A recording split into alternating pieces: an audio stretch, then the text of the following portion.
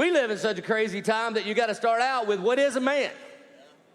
I mean, who would have thought that we would live in the kind of day where that needs to be defined? Now, just put this on the bottom shelf for everybody. An adult human male is what we were talking about. To be a biblical man is more than that.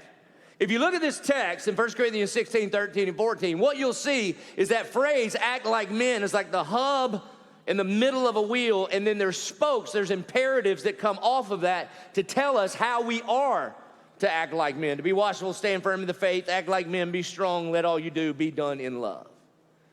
Well, it makes you wonder, so what is a man? Well, I'm a man, and I love to hunt, and I love to fish. My favorite color is camo. I love the Georgia Bulldogs.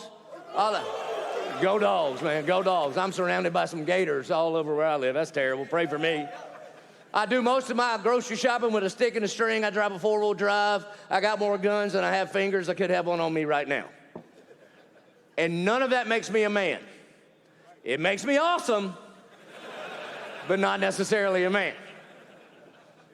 You could be a scoop neck, skinny jeans, scarf wearing vegan sipping a latte in your hipster coffee shop, and you could be a man, theoretically speaking. According to the scriptures, when God came up with the idea of you and made you a man, he called you to be a prophet, a priest, a servant king, a provider, and a protector.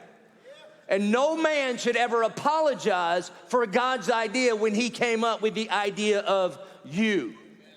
And anybody that calls manhood toxic has no understanding of who God is and what he created us to be.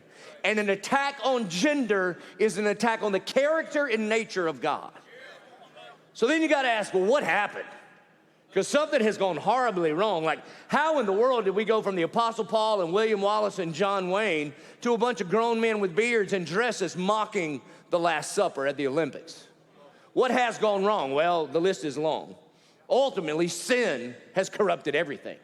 We could talk specifically in our culture about slavery and the racialization of our society and how that has torn families apart. We could talk about the Industrial Revolution when dad went off to work every day instead of staying home to help raise sons. This is where the lunch pail and the lazy boy are invented. We could talk about the woke mind virus that kind of ran through our culture lately.